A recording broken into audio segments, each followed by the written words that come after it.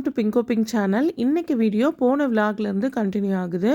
திருவேற்காட்டு கோவிலில் dance program எல்லாம் முடிஞ்சதுக்கப்புறமா அன்றைக்கி டான்ஸ் ஆன எல்லாருமே ஸ்டேஜுக்கு வரவழைச்சு அம்மனோட பிரசாதமாக அவங்களுக்கு மாலை, அதுக்கப்புறம் பிரசாத பை எல்லாத்தையும் கொடுத்தாங்க. கோவில் இருந்த ஐயர் தான் எல்லாருக்கும் வந்து பார்த்திங்கன்னா மாலையெல்லாம் போட்டு விட்டாங்க. ஸோ எல்லா குழந்தைங்களுக்கும் மாலை போட்டதுக்கப்புறமா எல்லோரும் சேர்ந்து வந்து குரூப் ஃபோட்டோ மாதிரி எடுத்தாச்சு. இந்த ப்ரோக்ராம் முடிஞ்சதுக்கப்புறமா சாமியெல்லாம் கும்பிட்டு சுற்றி பார்த்துட்டு அதுக்கப்புறமா வீட்டுக்கு வர்றதுக்கே வந்து பார்த்திங்கன்னா 9:30 அது போல் ஆயிடுச்சு. ஸோ வீட்டுக்கு வந்ததுமே ஃபஸ்ட்டு வந்து நம்ம என்னெல்லாம் போட்டோமோ அதை எல்லாத்தையும் கம்ப்ளீட்டாக வந்து கழட்டணும். அந்த மாதிரி கழட்டுறப்போ அதை மறுபடியும் வந்து நம்ம ரீஆர்கனைஸ் பண்ணி எடுத்து வைக்கவே முடியாது. அதெல்லாம் வந்து பார்த்திங்கன்னா அடுத்த நாள் தான் வந்து அதை அரேஞ்ச் பண்ணி எடுத்து வைக்க முடியும். ஸோ மேக்கப் வந்து பார்த்திங்கன்னா கோகனட் ஆயில் போட்டு நான் ரிமூவ் பண்ணி எடுத்துட்டேன். ஸோ நகையெல்லாம் வந்து பார்த்திங்கன்னா அப்படி அப்படியே இருக்குது. ஸோ ட்ரெஸ்ஸு வந்து பார்த்திங்கன்னா கழட்டி அது ஒரு பக்கம் கிடக்கு.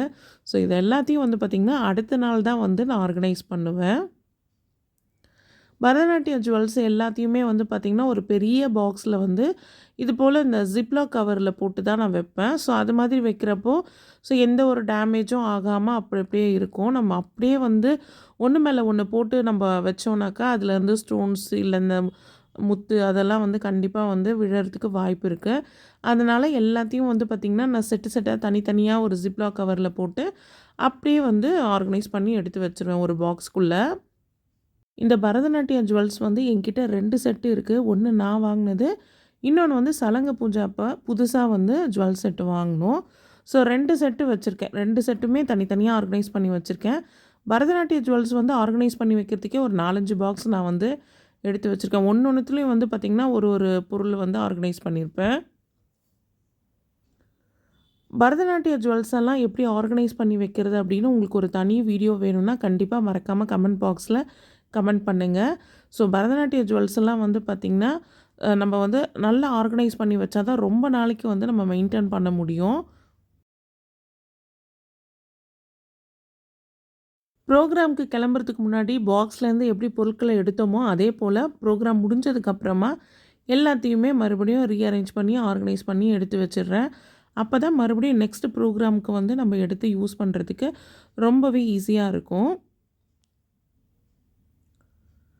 ஸோ இதுக்கெல்லாம் வந்து பார்த்திங்கன்னா நல்ல பெரிய பாக்ஸாக இருந்தால் தான் ஜுவல்ஸ் எல்லாம் வந்து பார்த்திங்கன்னா உடையாமல் அப்படியே வந்து நம்ம வச்சு மெயின்டைன் பண்ண முடியும். நான் இந்த வேலையெல்லாம் பார்த்துட்ருக்கும்போது கனிஷ்கா வந்து பார்த்திங்கன்னா ஹேர் பின்னெல்லாம் வந்து பார்த்திங்கன்னா அந்த அட்டையில் வந்து போட்டு கொடுத்துட்டா. ஸோ ஹேர் பின்னுக்குன்னு தனியாக வந்து பார்த்திங்கன்னா ஒரு ஜிப்லாக் கவர் வச்சுருக்கேன். அதில் வந்து பார்த்திங்கன்னா பொட்டு, ஹேர் பின், அதுக்கப்புறம் இந்த யூ பின் இது எல்லாத்தையும் வந்து பார்த்திங்கன்னா ஆர்கனைஸ் பண்ணியிருக்கேன். ஸோ எல்லாத்தையும் வந்து பார்த்திங்கன்னா காலையில் வந்து எல்லாத்தையும் எடுத்து வச்சாச்சு கம்ப்ளீட்டாக. ஸோ இப்போதைக்கு வந்து பார்த்திங்கன்னா ஒரு 4 பாக்ஸ் இருக்குது. இது இல்லாமல் இன்னும் ஒரு 2 பாக்ஸ் வச்சுருக்கேன். ஸோ தலைக்கு வைக்கக்கூடிய பூ, அதுக்கப்புறம் ஜுவல்ஸு, கைக்கு போடக்கூடிய வங்கி, மேக்கப் ப்ராடக்ட்ஸு, ஸோ இது போல் இப்போதைக்கு ஒரு 4 பாக்ஸ் இருக்குது. இது இல்லாமல் இன்னும் ஒரு 2 பாக்ஸ் வந்து உள்ளே இருக்குது. ஸோ எல்லாத்துலேயும் வந்து பார்த்திங்கன்னா நேம் எழுதி வச்சுருப்பேன். ஸோ பாக்ஸ் எடுக்கிறப்போ எனக்கு ஈஸியாக இருக்கும் அப்படிங்கிறதுக்காக எல்லாத்துலேயும் நேம் எழுதி ஸ்டிக்கர் ஒட்டி வச்சுருக்கேன். ஜுவல்ஸ் எல்லாம் ஆர்கனைஸ் பண்ணி எடுத்து வச்சதுக்கப்புறமா முக்கியமான வேலை நம்ம மேக்கப் போட்ட ப்ரஷ்ஷெல்லாம் வந்து க்ளீன் பண்ணுறது. ஸோ அதுக்கு வந்து கார்னியரோட கிளென்சிங் வாட்டர் தான் நான் யூஸ் பண்ணுறேன். இந்த கிளென்சிங் வாட்டர் வந்து ஃபேஸில் இருக்க மேக்கப்புக்கு மட்டும் இல்லாமல் நம்ம ப்ரஷ்ஷும் வந்து க்ளீன் பண்ணுறதுக்கு யூஸ் பண்ணிக்கலாம். ஸோ இது வந்து ஃபவுண்டேஷன் பிளெண்ட் பண்ண ப்ரஷ்ஷு தான் இது. ஸோ அதுக்கப்புறம் இந்த ஐப்ரோக்கு பயன்படுத்தினது. ஸோ எல்லா ப்ரஷ்ஷையும் வந்து பார்த்திங்கன்னா கம்ப்ளீட்டாக அந்த கிளென்சிங் வாட்டர் வச்சு நான் வந்து க்ளீன் பண்ணிவிடுவேன். ஒரு 2-3 டைம்ஸ் வந்து இதை க்ளீன் பண்ணிட்டாக்கா நமக்கு வந்து அதையும் ட்ரை பண்ணி அழகாக வந்து ஆர்கனைஸ் பண்ணி எடுத்து வச்சிடலாம். ஸோ ஒவ்வொரு முறையும் மேக்கப் போட்டதுக்கப்புறம் கண்டிப்பாக வந்து அதை வந்து க்ளீன் பண்ணிடணும். அதை மறுபடியும் அப்படியே வந்து பயன்படுத்தக்கூடாது.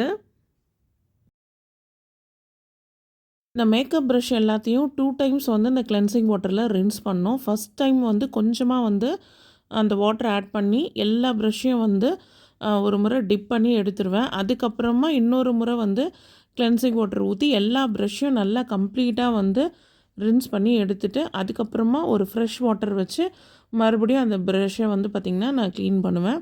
அதுக்கப்புறமா ஒரு டிஷ்யூ பேப்பர் வச்சு நம்ம வந்து நல்லா ட்ரை பண்ணி எடுத்துடலாம். இந்த கிளென்சிங் வாட்டரை ஃபேஸ் மேக்கப் ரிமூவ் பண்ணுறத விட நான் அதிகமாக இந்த ப்ரஷ் கிளீனிங்க்கு தான் வந்து பயன்படுத்துகிறேன். அதனாலேயே இந்த முறை கொஞ்சம் பெரிய பாட்டிலாகவே நான் பர்ச்சேஸ் பண்ணி வச்சுருக்கேங்க.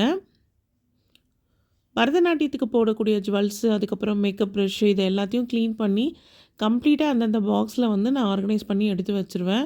அப்போ தான் நெக்ஸ்ட் டைம் வந்து ப்ரோக்ராம் கிளம்புறப்போ நமக்கு ஈஸியாக இருக்கும். என்னை பொறுத்த வரைக்கும் நான் ஃபாலோ பண்ணுற விஷயம் என்னென்னு பார்த்தீங்கன்னா, ஒரு பொருளை எந்த இடத்துல இருந்து எடுத்தோமோ அந்த இடத்துலையே வந்து கொண்டு போய் வச்சுடுறது தான் ரொம்பவே நல்லது.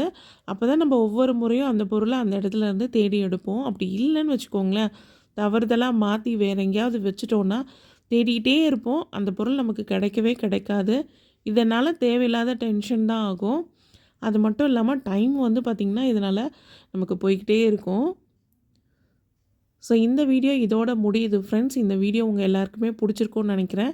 இந்த வீடியோ பிடிச்சிருந்தா இந்த வீடியோக்கு ஒரு லைக் கொடுங்க. நீங்கள் இப்போ தான் ஃபஸ்ட் டைம் என் சேனலுக்கு வந்திருக்கீங்கன்னா மறக்காமல் பிங்கோ பிங்க் சேனலை சப்ஸ்கிரைப் பண்ணுங்கள். இது போல் உங்களுக்கு வீடியோஸ் வேணும்னா கண்டிப்பாக கமெண்ட் பாக்ஸில் கமெண்ட் பண்ணுங்கள். நெக்ஸ்ட் வீடியோவில் பார்க்கலாம் ஃப்ரெண்ட்ஸ்.